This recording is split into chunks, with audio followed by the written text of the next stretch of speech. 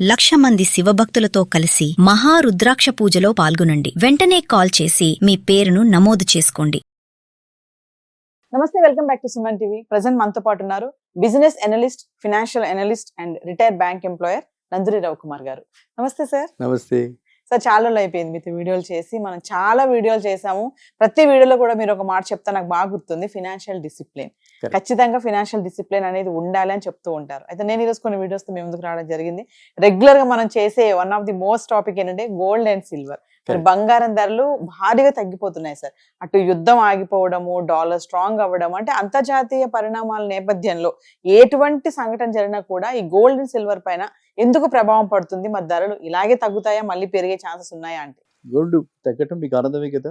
చాలా సార్, చాలా మందికి గోల్డ్ తగ్గటం ఆనందం. ఎంతో మనం వెయిట్ చేసి చూసినటువంటి మహిళలు చాలా మంది ఉన్నారు. గోల్డ్ కొనుక్కోలేకపోతామేమో అని చెప్పి ఆందోళనకరమైన పరిస్థితుల్లో పెళ్లిళ్ళు అవి ముహూర్తాలన్నీ నిశ్చయం చేసుకున్నాము, ఇప్పుడు గోల్డ్ కొనకపోతే ఎట్లా అని క్యూర్ గట్టి గోల్డ్ కూడా కొనుక్కున్న వాళ్ళు ఉన్నారు హైదరాబాద్ కదా. సో ఇప్పుడు మనకి ఆ పరిస్థితి రివర్స్ అయ్యి, అనుకున్న విధంగానే రివర్స్ అయ్యి, ఎప్పుడు చెప్తూనే ఉండేవాడిని, మీకు గుర్తుంటుంది, ₹1,00,000 తీరం దాడుతుంది, 1,20,000 దాకా పెడుతుంది మాక్సిమం. 24 క్యారెట్ అనుకుంటే అలాంటిది 1,60,000 దాకా పడిపోయింది 24 క్యారెట్. మళ్ళీ ఇప్పుడు తగ్గింది, మనకి 22 క్యారెట్ అరౌండ్ 1,12,000 13,000 దాకా వచ్చింది ఇప్పుడు. సో మనకేంటంటే పెరిగింది తరిగింది, అంతేగాని ఒరిజినల్గా ఉన్నటువంటి ప్రైసెస్ ఏవైతే ఉన్నాయో అవి పెరుగుతూనే ఉన్నాయి. ఇందుకు గత 6 నెలలు అంటే యుద్ధం ప్రకటించి నుంచి యుద్ధం ముందరే కొంచెం ఆ సంకేతాలు ఎప్పుడైతే కనపడ్డాయో అప్పటి నుంచి గోల్డ్ పరిగే పరుగు ఊహించినంత పరుగు పెట్టింది. సో ఇప్పుడు స్లో డౌన్ అయింది. మీరు చెప్పినట్టుగా యుద్ధ వాతావరణం కొంచెం సమసిపోయి ఇప్పుడు కొంత శాంతి చేకూరేలా ఉంది. కాబట్టి డాలరు ఏదైతే మన ఇండియన్ రూపీస్ పోలిస్తే 99, 100 రూపీస్ కూడా దాడుతుంది అనుకున్న పరిస్థితుల్లో లక్కీగా ఇది ఆగటం, దాంతో కొంచెం డాలర్ స్ట్రెంథన్ అవటం, రూపీస్ స్ట్రెంథన్ అవటం జరిగింది. ఈ లోపల మోడీ గారు పిలిపించారు 1 year వరకు పోస్ట్ పోన్ చేసుకోండి, కొనొద్దు అని కదా. దాని వల్ల కూడా కొంచెం రిస్ట్రైంట్ అయితే కనిపించింది.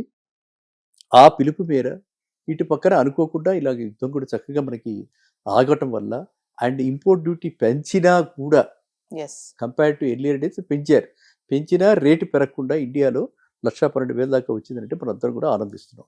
ఇక ఈ 1,12,000 ఇదే విధంగా కొంతకాలం సాగే అవకాశం కూడా ఉంది. ఎందుకు ఇప్పుడు రాబోయేది ఆషాఢ మాసం. ఆషాఢ మాసంలో పెళ్లిళ్ళు, ముహూర్తాలు ఇలాంటివి ఉండవు. అంటే మనకి కొత్తగా ఈవెంట్స్ కూడా ఏవి జరగవు. కాబట్టి ఇంకా ఇది రేట్ ఇలాగే తగ్గి దసరా వరకు ఇలా ఉండే అవకాశాలు ఎక్కువగా ఉన్నాయి. మళ్ళీ దసరా నుంచి పుంజుకునే అవకాశాలు కూడా ఉన్నాయి. అండ్ ఇంకా ఇది చూస్తే కూడా ఇప్పటికీ కూడా పూర్తిగా యుద్ధం మీద మనకి క్లియర్ పిక్చర్ లేదు. అంటే ఇరు వర్గాలు, ఇటు ఇరాను, ఇటు యుఎస్, మధ్యలో ఇజ్రాయిల్, వీళ్ళందరూ అన్ని వర్గాలు కూడా యుద్ధంలో విరమించుకున్నారా, శాంతి వాళ్ళ ఒక పరిష్కారం తెచ్చారా అన్నది మనకి ఇంకా క్లారిటీ లేదు. ఈ అన్సర్టెనిటీస్ ఉన్నాయి. కాబట్టి మళ్ళీ ఏ రోజైనా మళ్ళీ ఏదైనా జరిగే అవకాశం ఉంది. కాబట్టి మళ్ళీ మనకి యుద్ధం మళ్ళీ ప్రకటించకపోయినా అది జరిగే అవకాశాలు ఉన్నాయి. కాబట్టి ఈ అన్సర్టెనిటీస్ ఉన్నాయి. కాబట్టి ఖచ్చితంగా మళ్ళీ మనం రేట్ ఇంకొకసారి మళ్ళీ రేజ్ అవుతుంది. కాబట్టి హైలో కొనుక్కున్న వాళ్ళు పడిపోయిందని బాధపడక్కర్లా, కొనుక్కోని వాళ్ళకి మాత్రం ఇది మంచి అవకాశం. కొనుక్కోని వాళ్ళకి, ఎవరైతే కన్జంప్షన్ పర్పస్, మన గతంలో కూడా చెప్పుకోవడం జరిగింది కదా, డిజిటల్ గోల్డ్, పేపర్ గోల్డ్, తర్వాత మన ఫిజికల్ గోల్డ్, అయితే మీ నగలు, ముక్కు పుడకలు, చెవిదిద్దులు, ఇలాంటివి మనకి కన్జంప్షన్ పర్పస్ అంటాం అనమాట. అంటే ఇది మనం కొనుక్కుంటామే తప్ప ఎప్పటికీ కూడా దాన్ని ఒక పెట్టుబడి దృష్ట్యా రేటు పెరిగితే అమ్ముదాం అని కొనుక్కోం కదా. అలాంటి వాళ్ళకి మాత్రం ఇది చాలా చక్కటి అవకాశం, సువర్ణ అవకాశం. అండ్ మీకు లేడీస్ అందరికీ కూడా ఇది ఎంతో చక్కటి గుడ్ న్యూస్ అనుకోవాలి. సార్, మరి గోల్డ్ తో పాటు మరి వెండి ఒకానొకప్పుడు 4,25,000 వరకు వెళ్ళిపోయింది. వెండికి చాలా డిమాండ్ ఉంటుందని కూడా చెప్పాం. వెండికి ప్రీషియస్ మెటల్ అయిపోద్ది అనుకున్నాం. కానీ క్రమేపా వెండి కూడా తగ్గిపోతుంది. మరి వెండి యూసేజ్ ప్రతి దాంట్లో ఉంది అని చెప్పుకుంటూ వచ్చాం కదా సార్, మరి వెండి ఎందుకు తగ్గుతుంది? వెండి కూడా అంతేనమ్మా. వెండి, బంగారం రెండు కూడా అన్నదమ్ములు లాంటి వాళ్ళు. రెండు ప్రెషియస్ మెటల్సే. ఒకటి ఎల్లో మెటల్ అంటాం, ఒకటి వైట్ మెటల్ అంటారు. కానీ రెండు కూడా ప్రెషియస్ మెటల్స్. సిల్వర్కి ఏమిటంటే ఇతరత్ర లాభాలు కూడా ఉన్నాయి. సిల్వర్ చాలా వాటిల్లో మీకు తెలుసు కదా, ఇండస్ట్రియల్ యూజ్ కూడా సిల్వర్ వాడతారు. అండ్ చివరికి సిల్వర్ అంటే ఎన్ని రకరకాలైనటువంటి ఇండస్ట్రీస్లో వాడతారు. ఇండస్ట్రియల్ యూజ్, కమర్షియల్ యూజ్, అన్ని రకాల యూజెస్ ఉన్నాయి. కాబట్టి సిల్వర్ డిమాండ్ ఎప్పుడు ఎవర్ లాస్టింగ్, అది ఒకటి. నెంబర్ 2, సిల్వర్ కూడా డాలర్ రేట్ని బట్టి ప్రభావితం అవుతూ ఉంటుంది.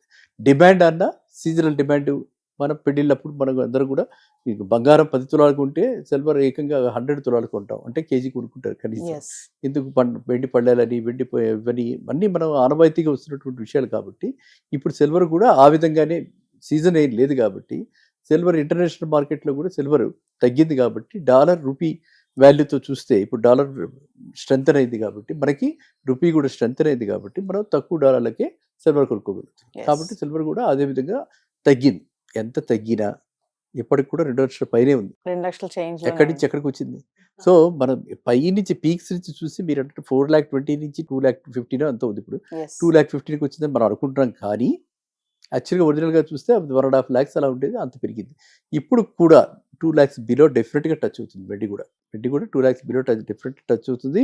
అప్పుడు కొనుక్కోదలుచుకున్న వాళ్ళు కొనుక్కుని అది ఏదో మన 999 grams బార్ అని చెప్పి వస్తుంది, అలా బార్ సిల్వర్లో పెట్టుబడి పెట్టుకుంటే, అంటే ముడి దానిలో పెట్టుబడి పెట్టుకుంటే మళ్ళీ అమ్ముకోవడానికి అవకాశం ఉంటుంది. ఈజీగా దానికి తరుగుదల లేకుండా మనకి ఒక పెట్టుబడిలాగా చూస్తూ ఉంటే మాత్రం ఆ విధంగా పెట్టుకోవాలి. అది మనం ఇప్పుడు ప్రతిసారి కూడా చెప్తుంటాం కదా, ఎలొకేషన్ అన్నది, అసెట్ ఎలొకేషన్ ఎంత ఎందులో పెట్టాలి అంత తీసుకెళ్ళి సిల్వర్ గోల్డ్లో పెట్టకూడదు. సిల్వర్ గోల్డ్లో ఇది వరకు 10% చెప్పుకునేవాళ్ళం, ఇప్పుడు 15 to 20% వెయిటేజ్ పెంచామన్నమాట. అంతా అనలిస్ట్ అంతా కూడా 15 to 20%, ఎందుకంటే అన్సర్టనిటీస్ ఉన్నాయి కాబట్టి, గ్లోబల్ అన్సర్టనిటీస్ ఉన్నాయి. ఇప్పుడు సెంట్రల్ బ్యాంక్స్ కొనుక్కుంటుంటాయి కాబట్టి ఈ సెంట్రల్ బ్యాంక్స్ సిల్వర్ మీద కూడా లోన్ ఇద్దామని చెప్పి అనుకునే పరిస్థితికి వెళ్ళింది కాబట్టి ఇప్పుడు వెయిటేజ్ పెంచాం. ఇది వరకు గతంలో కనుక మీరు నెలకి 5,000 సిల్వర్ గోల్డ్ మీద పెడుతూ ఉంటే, ఏదో మ్యూచువల్ ఫండ్స్లో స్లిప్ లాంటివి ఉన్నాయి కదా, ఈటీఎఫ్లు అలాంటివన్నీ, వాటిలో పెడుతూ ఉంటే ఇప్పుడు మేమన్నా 5 నుంచి కాస్త 10,000 చెప్పంటాం. అంతేనా? మొత్తం అంతా తీసుకెళ్ళి సిల్వర్ గోల్డ్లో పెట్టకూడదు. ఎందుకంటే వాటికి కూడా ఇదివరకు అట్లా కాకుండా ఒకప్పుడు సిల్వర్ గోల్డ్లో పెద్ద ఫ్లక్చుయేషన్స్ ఉండేవి కాదు, కానీ ఇప్పుడు మనం చూస్తున్నాం ఎంతో పెద్ద వైల్డ్ ఫ్లక్చుయేషన్స్ వస్తున్నాయి. కాబట్టి మళ్ళీ దెబ్బతినకుండా ఉండాలి కాబట్టి మన ఈ పోర్ట్ఫోలియోలో 15 to 20% కంటే బులియన్ మార్కెట్లో బోత్ సిల్వర్ అండ్ గోల్డ్ అంతకంటే ఎక్కువ పెట్టకూడదు.